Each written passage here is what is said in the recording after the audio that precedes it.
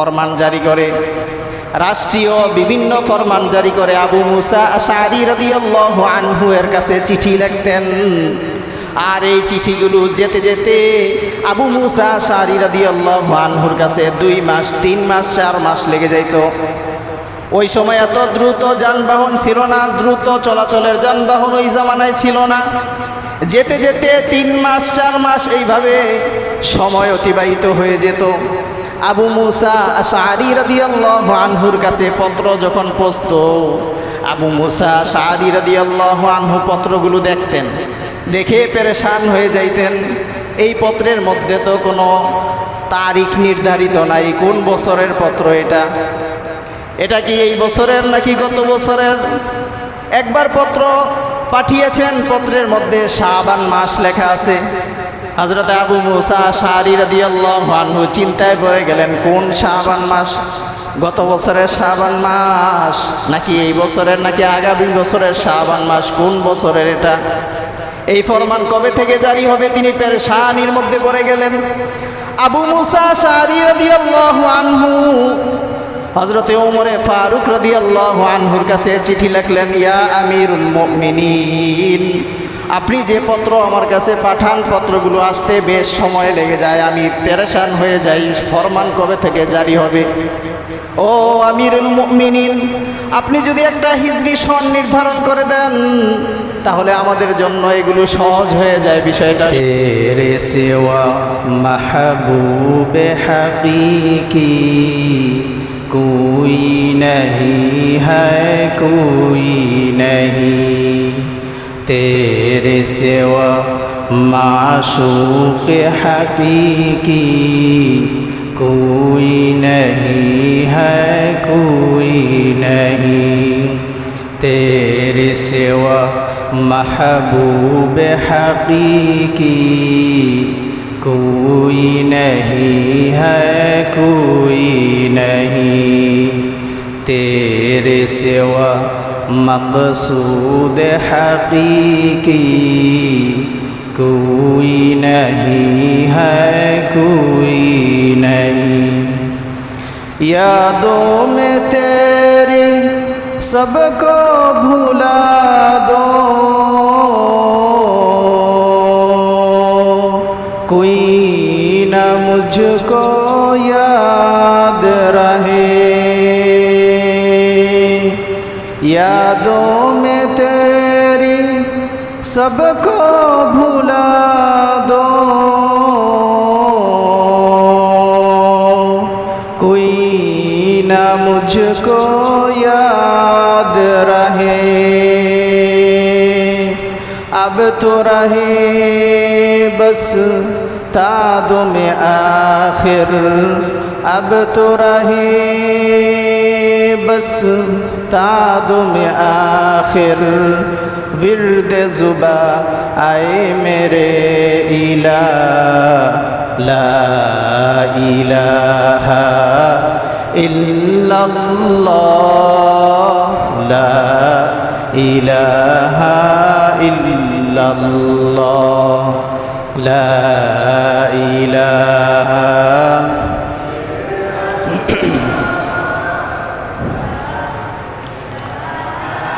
इल्लल्लाह, ला इलाहा इल्लल्लाह, ला इलाहा इल्लल्लाह, ला इलाहा इल्लल्लाह, ला इलाहा इल्लल्लाह, ला इलाहा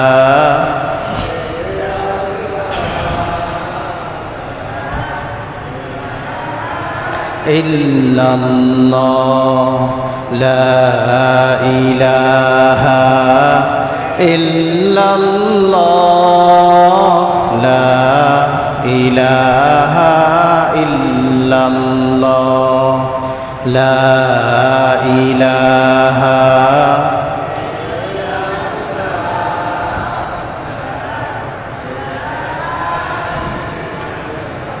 لا ইলাহা ইল্লাল্লাহু মুহাম্মাদুর রাসূলুল্লাহ সাল্লাল্লাহু আলাইহি ওয়াসাল্লাম। আলহামদুলিল্লাহ, বিশ্বজাহানের প্রতিপালক বিশ্ব মালিকের বিশ্ব দরবারে অসংখ্য অগণিত শুকর ও সুজুদ মহান রব্বুল আলামিন আমাদেরকে পবিত্র জুমার দিনে মসজিদে আগে আগে আসার কিছু দিনই আলোচনা বলার এবং শোনার তৌফিক দান করেছেন। এ কারণে সকলে দিল থেকে ভক্তি ভরে সমস্বরে আওয়াজ করে মুহাব্বতের সহিত বলি আলহামদুলিল্লাহ। আজকে হিজরি শিক্ষাবর্ষের হিজরি সনের আজকে মুহররমের 1 তারিখ এবং আজকের জুমাটা আমাদের হিজরি সন অনুযায়ী 1447 হিজরি বর্ষের প্রথম জুমা, বছরের প্রথম জুমা আজকে মুহররমের 1 তারিখ। অনেকের হয়তো জানা আছে, অনেকের জানা নাই। দেখা যায় ইংরেজি বছরগুলো যখন নববর্ষ আসে 1425 গিয়ে যখন 2025 গিয়ে যখন 2026 সাল আসবে, তো আগ থেকেই একটা পরিকল্পনা নতুন বছরকে স্বাগত জানানোর জন্য চলতে থাকে। অনেক দিন আগ থেকেই চলতে থাকে, বিভিন্ন ধরনের প্রস্তুতি চলতে থাকে। বাংলা মাসের দিকে যখন বৈশাখ মাস, পহেলা বৈশাখ আসে, বৈশাখের 1 তারিখ যখন আসে, তখন আগ থেকেই পহেলা বৈশাখকে স্বাগত জানানোর জন্য একটা প্রস্তুতি চলতে থাকে। আগ থেকেই গণনা থাকে যে এই মাস শেষ হয়ে, এই বছর শেষ হয়ে নতুন বছর আবার কবে আসবে, কোন তারিখে আমরা পহেলা বৈশাখটা উদযাপন করতে যাচ্ছি, কোন তারিখে 2026 সাল 2025 সাল আমরা উদযাপন করতে যাচ্ছি, সেই হিসাবে আগ থেকে একটা প্রস্তুতি থাকে। কিন্তু দুঃখের বিষয়, আফসোসের বিষয় যে হিজরি সন ইসলামী যে তারিখ, এই তারিখ আমরা গণনা করি না। আমাদের খবর থাকে না যে কখন হিজরি বর্ষ আসলো আর কখন গেল, হিজরি সনের পরিবর্তন কখন ঘটলো, আজকে হিজরি সনের কত তারিখ, এটা কোন মাস, এটা আমাদের খবর থাকে না। জিজ্ঞেস করলে যদি তারিখ জিজ্ঞাসা করা হয় তো ইংরেজি তারিখটাই আমাদের সামনে আসে যে অমুক তারিখ আছে। অথচ হিজরি সন গণনা করা, হিজরি তারিখ মনে রাখা, এটা খুবই গুরুত্বপূর্ণ একটা আমল, খুবই গুরুত্বপূর্ণ একটা আমল। এই হিজরি সনের মধ্যে যে 12টা মাস আছে, এই 12টা মাসের গণনাও আল্লাহ পাক রব্বুল আলামিন আয়াতে কারিমায় নিয়ে আসছেন। এই 12 মাসের গণনা, জানুয়ারি ফেব্রুয়ারির গণনা আল্লাহ পাক কোরআনে আনে নেই। বৈশাখ জ্যৈষ্ঠ আষাঢ় শ্রাবণ এর গণনা আল্লাহ পাক রব্বুল আলামিন কালামুল্লাহ শরীফে উল্লেখ করে নেই, বরং এই 12 মাস হিজরি সন ইসলামী যে মাস আছে, ইসলামী তারিখ আছে, এই ইসলামী মাসগুলোর গণনা আল্লাহ পাক রব্বুল আলামিন, এই 12 মাসের গণনা আল্লাহ পাক রব্বুল আলামিন কোরআনে কারিমে নিয়ে আসছে। গুরুত্বপূর্ণ, গুরুত্ব আল্লাহ পাক রব্বুল আলামিনের কাছে আছে বিধায় আল্লাহ পাক রব্বুল আলামিন নিয়ে আসছে। যেখানে আল্লাহ পাক রব্বুল আলামিনের গুরুত্ব মাসের প্রতি, সময়ের প্রতি, সেখানে আমাদের কতটুকু গুরুত্ব থাকার দরকার। এই হিজরি সন সম্পর্কে ইতিহাস জানা, হিজরি সনের গুরুত্ব, তাৎপর্য, এগুলো জানা খুবই জরুরি, আমাদের জানা খুবই জরুরি। এবং মুসলমান হিসাবে আমাদের সব সময় হিজরি সনের হিসাব করা, হিজরি মাস গণনা করা, হিজরি তারিখ মনে রাখা, এটা খুবই জরুরি। আল্লাহ পাক রব্বুল আলামিন 12 মাসের গণনা আয়াতে কারিমায় নিয়ে আসছেন। ইন্না ইদ্দাতাশ শুহুরি ইনদাল্লাহি 12 শাহরান ফি কিতাবিল্লাহ ইয়াউমা খালাকাস সামাওয়াতি ওয়াল আরদা মিনহা আরবাতুন হুরুম। আল্লাহ পাক রব্বুল আলামিন বলেন, মাসের গণনা আল্লাহ পাক রব্বুল আলামিনের কাছে 12 মাস। ইন্না ইদ্দাতাশ শুহুরি ইনদাল্লাহি 12 শাহরা, মাসের গণনা আল্লাহ পাক রব্বুল আলামিনের কাছে 12 মাস। ফি কিতাবিল্লাহ, এই গণনাটা কিতাবুল্লাহর মধ্যে আছে। কখন থেকে? ইয়াউমা খালাকাস সামাওয়াতি ওয়াল আরদ, যেদিন থেকে আল্লাহ পাক রব্বুল আলামিন আসমান জমিন সৃষ্টি করেছেন সেদিন থেকেই কিতাবুল্লাহর মধ্যে আছে। সেদিন থেকেই 12 মাসের গণনা আল্লাহ পাক কিতাবুল্লাহর মধ্যে নিয়ে আসছে, কোরআনে কারিমে নিয়ে আসছে। মিনহা আরবাতুন হুরুম, এই 12 মাসের মধ্যে 4টি মাস সম্মানিত মাস। 12 মাসের মধ্যে 4 মাস সম্মানিত। আল্লাহ পাক রব্বুল আলামিনের কাছে 4টা মাস 12 মাসের মধ্যে আবার সম্মানিত মাস। তাহলে আমরা বুঝলাম যে হিজরি সনের যে 12 মাস আছে, এই 12 মাসের গণনা কিতাবুল্লাহর মধ্যে আছে, কোরআনে কারিমে আল্লাহ পাক রব্বুল আলামিন নিয়ে আসছেন। আর এই 12 মাসের গণনা পৃথিবীর সূচনা লগ্ন থেকেই আছে। পৃথিবীর সূচনা লগ্ন থেকেই 12 মাসের গণনা। এইগুলো 1 নম্বর কথা। 2 নম্বর কথা, আল্লাহ পাক রব্বুল আলামিন আয়াতে কারিমার মধ্যে বলছেন মিনহা আরবাতুন হুরুম, যে এই 12 মাসের মধ্যে 4টা মাস সম্মানিত মাস। এই 4টা মাস হারাম সম্মানিত মাস। বছর হয় 12 মাসে, আর এই 12 মাসের মধ্যে 4টা মাস হলো সম্মানিত মাস। কিতাবুল্লাহর মধ্যে কোরআনে কারিমের মধ্যে 4 মাসের কথা আছে, কিন্তু কোন 4 মাস সেটা কোরআনে কারিমে নাই। মিনহা আরবাতুন হুরুম, এতটুকু বলেই আল্লাহ পাক রব্বুল আলামিন ক্ষান্ত করছেন। কোন 4 মাস সেটা আল্লাহ পাক কোরআনে কারিমে নিয়ে আসেন নাই, সেটা আনছে হাদিসে পাকের মধ্যে রাসূল করিম সাল্লাল্লাহু আলাইহি ওয়াসাল্লাম। হাদিসের মধ্যে আল্লাহ রাসূল সাল্লাল্লাহু আলাইহি ওয়াসাল্লাম সম্মানিত 4টা মাসের কথা উল্লেখ করেছেন। হযরত আবু বকরতা রাদিয়াল্লাহু আনহু থেকে বর্ণিত, তিনি বলেন ক্বালা রাসূলুল্লাহি সাল্লাল্লাহু আলাইহি ওয়াসাল্লাম, আল্লাহ রাসূল সাল্লাল্লাহু আলাইহি ওয়াসাল্লাম বলেন বছর হয় 12 মাসে। কয় মাসে? 12 মাসে। বছর হয় 12 মাসে। মিনহা আরবাতুন হুরুম, আর এই 12 মাস থেকে 4টা মাস সম্মানিত। সালাসুন মুতাওয়ালিয়াত, এর মধ্যে 3টা ধারাবাহিকভাবে, 3টা মাস ধারাবাহিকভাবে, যুলকআদা ওয়া যুলহিজ্জা ওয়াল মুহাররম। জিলকদ, জিলহজ, মুহাররম, এই 3টা মাস ধারাবাহিকভাবে। আর ওয়ারাজাবু মুযরাল্লাযী বাইনা জুমাদা ওয়া শাবান, আর আরেকটা মাস হলো মুজর গোত্রের রজব মাস, যেটা জুমাদাল উখরা আর শাবানের মধ্যবর্তী। জুমাদাল উখরা আর শাবান মাস এর মধ্যবর্তী রজব মাস। মুজর গোত্র এরা এই রজব মাসকে সম্মান করত খুব, এরা রজব মাসকে সম্মান করতে। এই কারণে আল্লাহ রসুল একবারে নির্ধারণ করে বলে দিয়েছেন যে মুজর গোত্রের যেই রজব মাস আছে সেই রজব মাসটা 4 নম্বর হইল ওই রজব মাসটা যেটা মুজর গোত্রের, তারা যেটা সম্মান করত, সেই রজব মাস যেটা জুমাদাল উখরা আর শাবান মাসের মধ্যবর্তী। তাহলে সম্মানিত কয় মাস? কথা বলেন, সম্মানিত কয় মাস? 4 মাস। 3টা হলো ধারাবাহিকভাবে জিলকদ, জিলহজ, মুহাররম, আর 4র্থ হলো রজব মাস। এই 4টা মাস আল্লাহ পাক রব্বুল আলামিনের কাছে সম্মানিত মাস। 3 নম্বর কথা, হিজরি সন যখন থেকে চালু হলো, রাসূলুল্লাহ সাল্লাল্লাহু আলাইহি ওয়াসাল্লামের হিজরত থেকে হিজরি সন চালু হয়েছে। তার আগে বছর গণনা কিভাবে করা হতো, বছর কিভাবে শনাক্ত করত আরবরা? যে আরবরা বছর শনাক্ত করার বিষয়টা বিভিন্ন ঘটনা এবং প্রেক্ষাপটের ভিত্তিতে তারা এই বছরকে শনাক্ত করত। পরবর্তীতে আবার এটা বিলুপ্ত হয়ে যেত।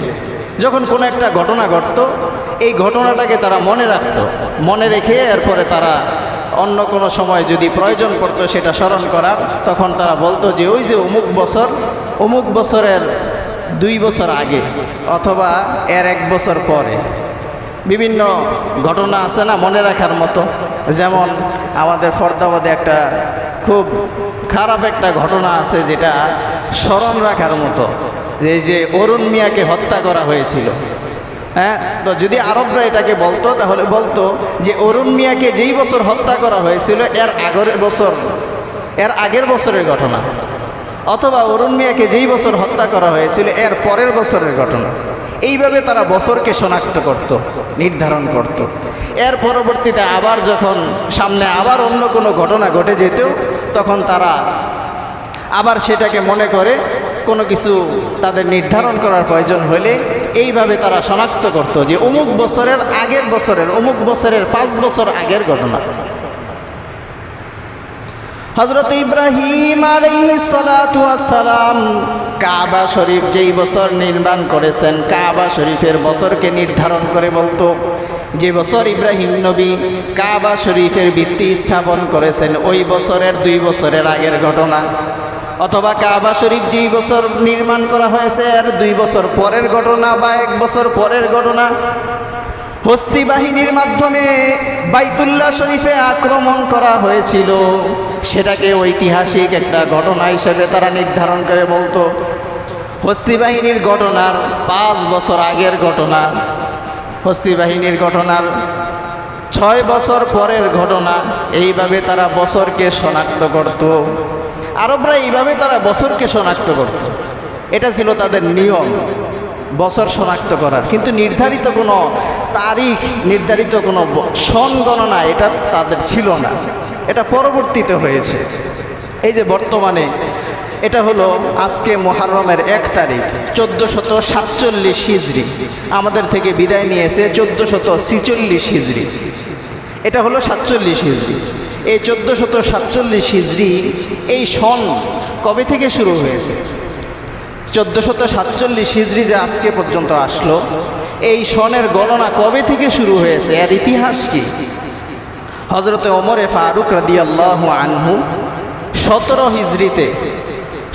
হিজরিতে ওমর ফারুক রাদিয়াল্লাহু আনহু এর মাধ্যমে এই হিজরি সন, বর্তমানে যে হিজরি সন আমরা গণনা করি 1445, 46, 47, এই যে হিজরি সন আমরা গণনা করি, এই হিজরি সনের গণনা শুরু হয়েছে হযরতে ওমর ফারুক রাদিয়াল্লাহু আনহুর জামানা থেকে।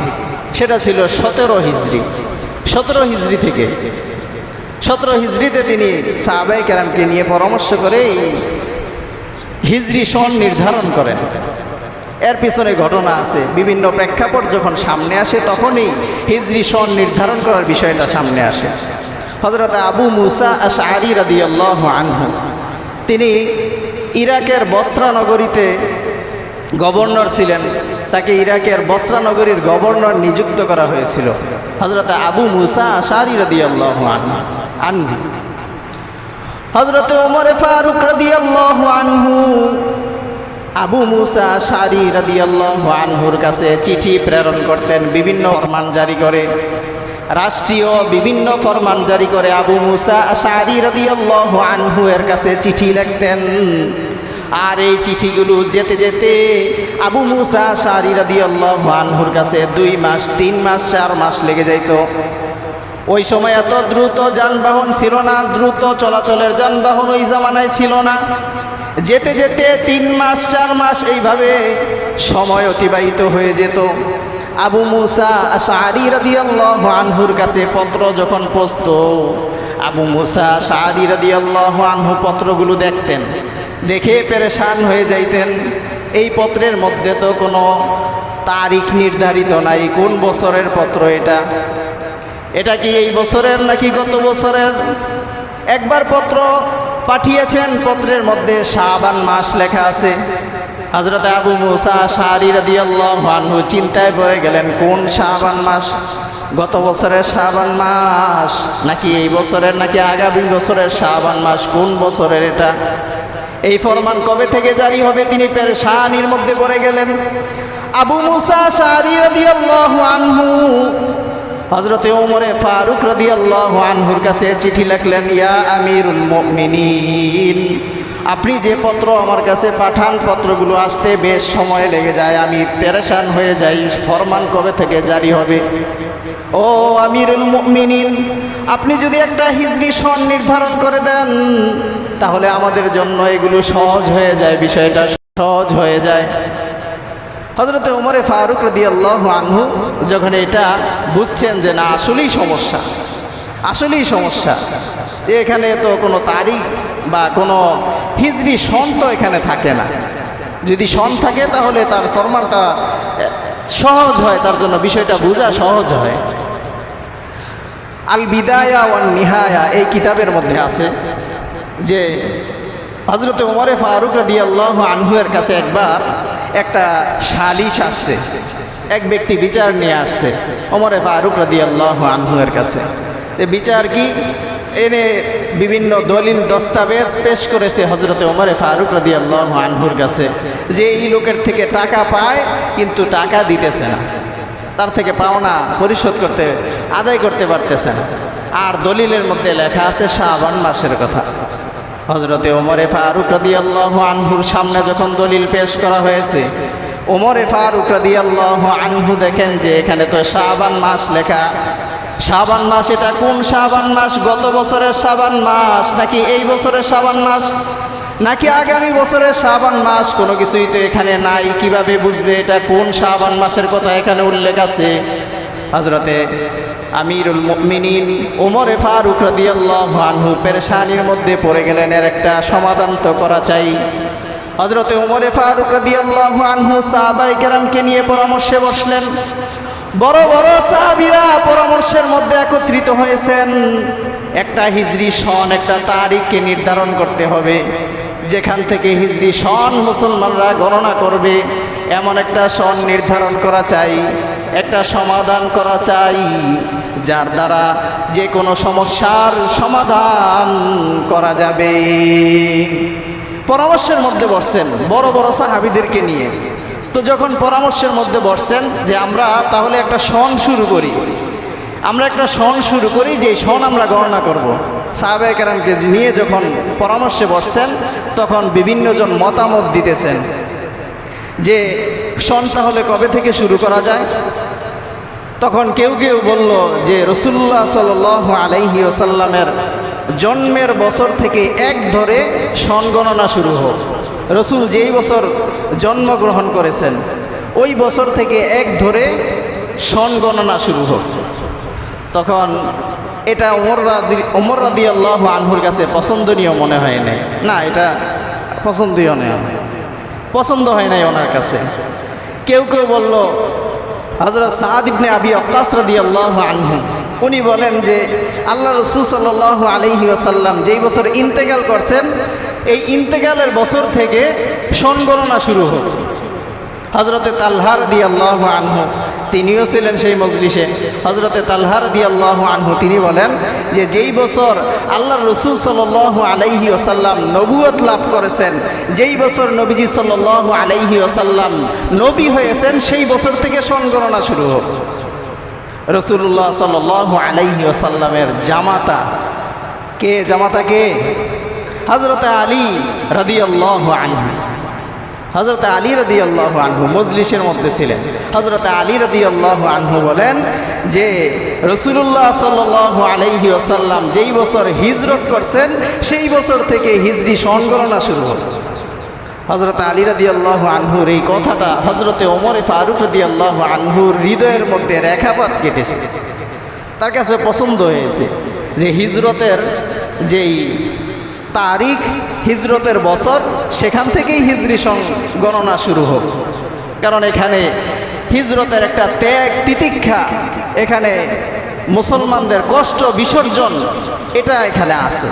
যদি এখান থেকে শুরু করা হয় তো মুসলমানদের সেই বছর ঘুরে আসবে, তো মুসলমানদের বারবার সেই কষ্টের কথাগুলো, এই ইসলামের শুরু জমানায় তাদের কি কষ্টগুলো হয়েছিল, কি ত্যাগ তারা দিয়েছিলেন, সেগুলো এই হিজরি সন যখন ঘুরে আবার নতুন হিজরি সন আসবে তো বারবার সেই কথাগুলো তাদের মনে পড়ে যাবে। হিজরি সন থেকেই এই শুরু হলো, রসুলের হিজরত থেকেই হিজরি সন গণনা শুরু হয়ে গেল। এখন কথা হইল যে হিজরতের বছর থেকে হিজরি সন গণনা শুরু হলো, অন্যান্য বছর থেকে কেন শুরু হইল না? রসুলের জন্মের কথা ছিল এখানে, রসুলের জন্মের বছর থেকে কেন শুরু হইল না? অথবা রসুলের ইন্তেকালের বছর থেকে কেন শুরু হইল না? অন্যান্য বছরও তো এখানে পেশ করা হয়েছিল, সেগুলো থেকে কেন শুরু হইল না? আল্লাহ পাক রব্বুল আলামিন আয়াতে কারিমায় বলেন, লামাসজিদুন উসসিসা আলাত তাকওয়া মিন আউয়ালি ইয়াউমিন। আল্লাহ পাক রব্বুল আলামিন আয়াতে কারিমায় বলেন, লামাসজিদুন উসসিসা আলাত তাকওয়া মিন আউয়ালি ইয়াউমিন। প্রথম দিন থেকে যেই মসজিদের ভিত্তি হয়েছে তাকওয়ার উপরে, প্রথম দিন থেকে যেই মসজিদের ভিত্তি স্থাপিত হয়েছে তাকওয়ার উপরে, মসজিদে কুবা প্রথম দিন অর্থাৎ নবীজি সাল্লাল্লাহু আলাইহি ওয়াসাল্লাম যখন হিজরত করছেন, হিজরত করার পরে মদিনায় যখন গিয়েছেন, তো সেখানে রাসূলুল্লাহ সাল্লাল্লাহু আলাইহি ওয়াসাল্লাম একটা মসজিদ নির্মাণ করেছেন, মসজিদ নির্মাণ করেছিলেন।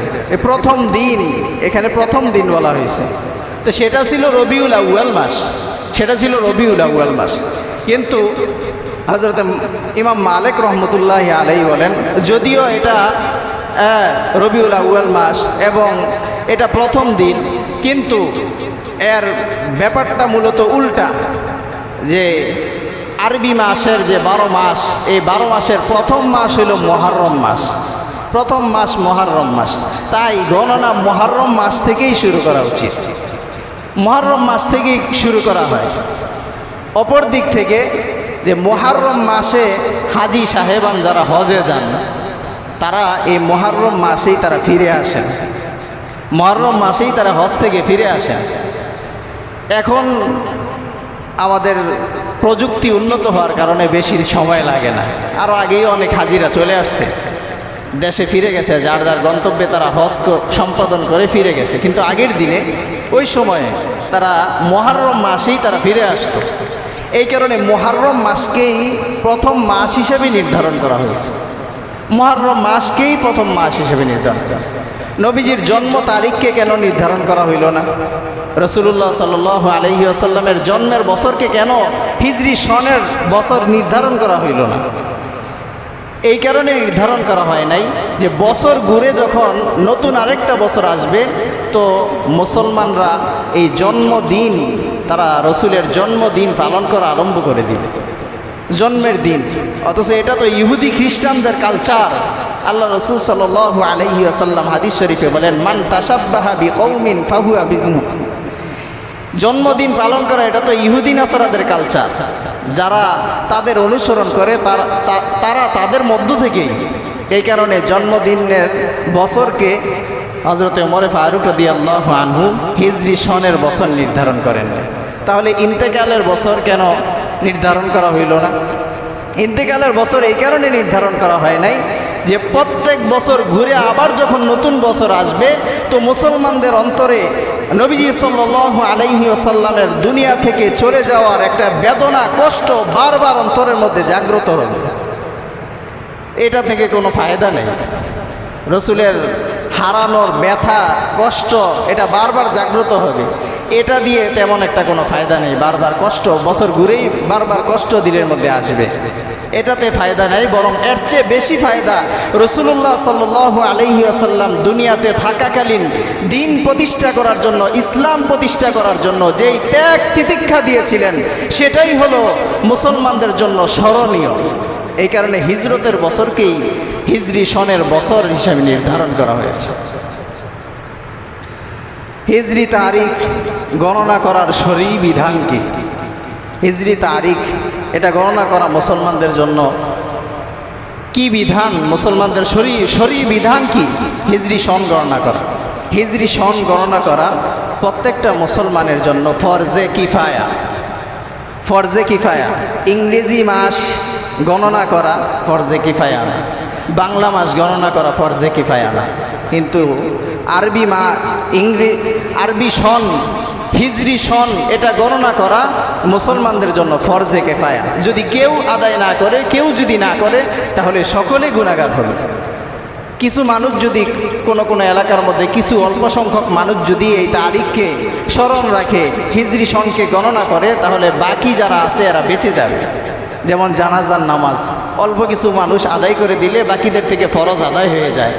হিজরি সন অল্প কিছু মানুষ যদি এটা স্মরণ রাখে, তাহলে বাকিদের থেকে আদায় হয়ে যাবে, বাকিদের থেকে আদায় হয়ে যাবে। না হয় সবাই গুনাহগার হবে, সবাই গুনাহগার হবে। ফরজে কিফায়া। হিজরি সন গণনা করা, কারণ এটার দ্বারা ইসলামের বিভিন্ন বিষয়গুলো এই হিজরি তারিখের সাথে সম্পৃক্ত। রমজানের রোজা, ঈদুল ফিতর, ঈদুল আজহা, জাকাত দেওয়া, এই জাকাতও এটার সাথেই সম্পৃক্ত, হিজরি সনের সাথেই সম্পৃক্ত। জাকাত দিতে হয় হিজরি সন হিসাবে। হিজরি সন হিসাবে এক বছর যখন হিজরি সন হিসাবে যখন জাকাত ফরজ হবে তখন বাস জাকাত দিতে হবে, তখন জাকাত দিতে হবে। দ্বিতীয় কথা হইল যে সকল মুসলমানের জন্য যদি কিছু সংখ্যক লোক এই তারিখকে স্মরণ রাখে তাহলে তো ফরজে কিফায়া আদায় হয়ে যাবে। আর সমস্ত মানুষ যদি মুসলমানরা যদি এই তারিখকে স্মরণ রাখে তাহলে এটা মুস্তাহাব আদায় হবে। এই তারিখকে স্মরণ রাখা, গণনা করা, হিজরি তারিখ গণনা করা, মনে রাখা, এটা মুস্তাহাব।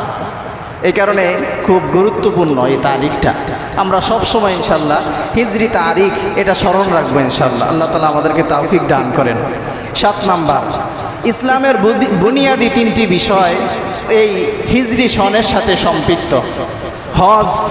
হজ এটা হিজরি সন, হিজরি মাসের সাথে সম্পৃক্ত। হিজরি যে 12 মাস আছে, এই 12 মাসের একবারে শেষ মাসেই হজ অনুষ্ঠিত হয়, জিল হজ মাসে হজ অনুষ্ঠিত হয়। জাকাত এটাও হিজরি মাসের সাথেই সম্পৃক্ত, হিজরি সনের সাথে সম্পৃক্ত।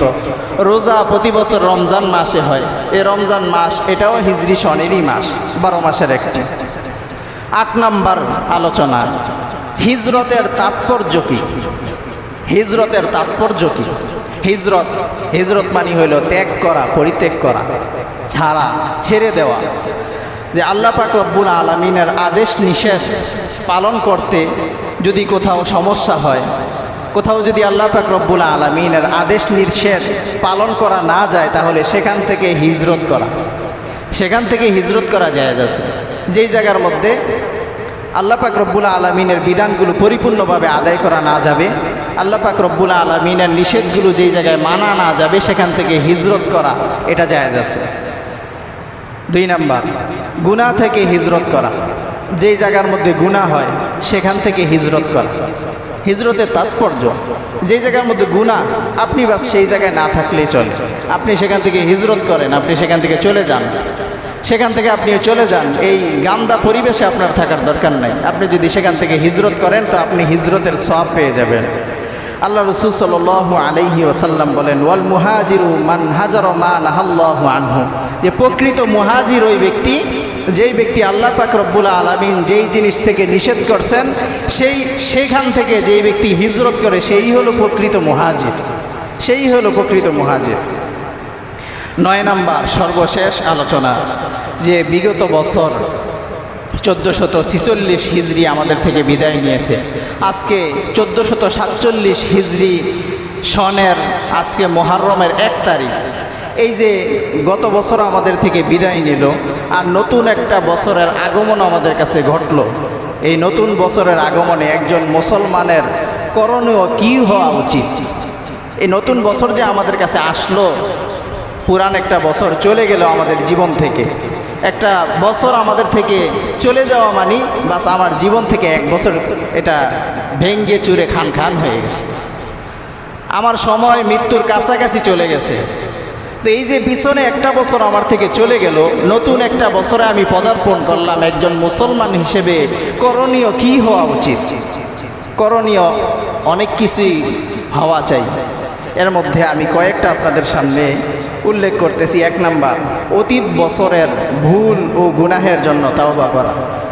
নিজের অতীত বছরে যেই সমস্ত ভুলগুলো হয়েছে আমাদের থেকে, যেই সমস্ত গুনাহগুলো আমরা অতীতে করেছি, যেই সমস্ত গুনাহের মধ্যে অতীতে আমরা লিপ্ত ছিলাম, এই নতুন বছরের আগমনে আমরা অতীতের সেই গুনাহগুলো থেকে, অতীতের ভুলগুলো থেকে আল্লাহ পাক রব্বুল আলামিনের কাছে তওবা করব, ক্ষমা চাইব।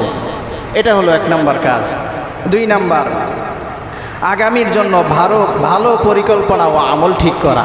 এই যে নতুন বছর একটা আমাদের সামনে আসলো, এই নতুন বছরের জন্য আমরা ভালো কিছু পরিকল্পনা করব, ভালো কিছু আমল, আগে যতটুকু আমল করেছি তার থেকে আরও বেশি আমল আমি আমার দৈনন্দিন জীবনে ফিট করব।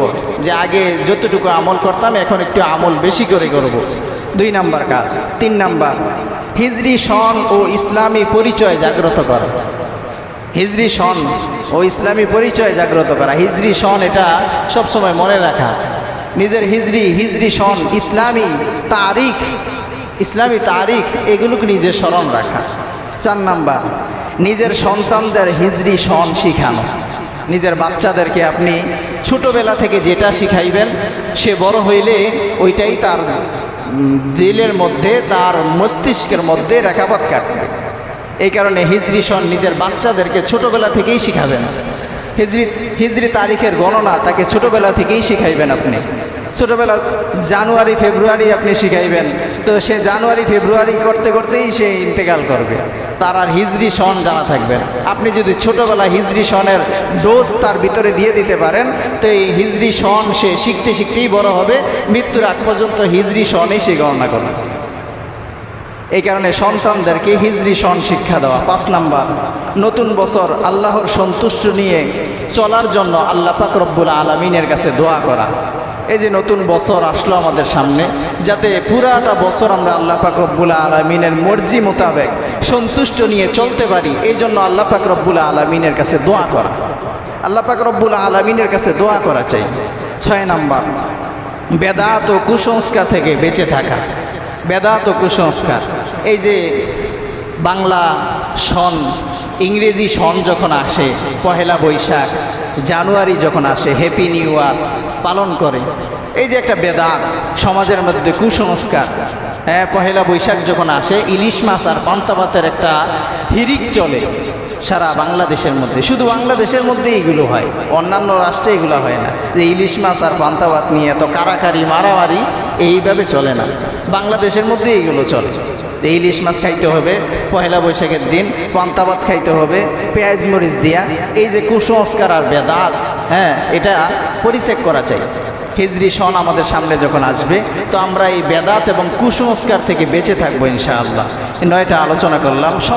সংক্ষেপে আমি আপনাদের সামনে পুরা আলোচনার খোলাসাটা, সারাংশটা আপনাদের কাছে বলে দিচ্ছি, যে হিজরি সন এর ইতিহাস ও তাৎপর্য এই সম্পর্কে আপনাদের সামনে আলোচনা করেছি, যে হিজরি সনের গুরুত্ব কতটুকু, কয়েকটা বিষয় আপনাদের সামনে আলোচনা করেছি। 1 নাম্বার, 12 মাসের গণনা পৃথিবীর সূচনা লগ্ন থেকেই চলে আসছে।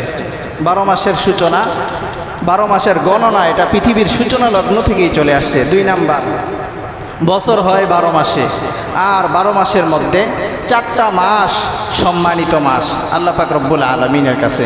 3 নাম্বার, আরবরা বছর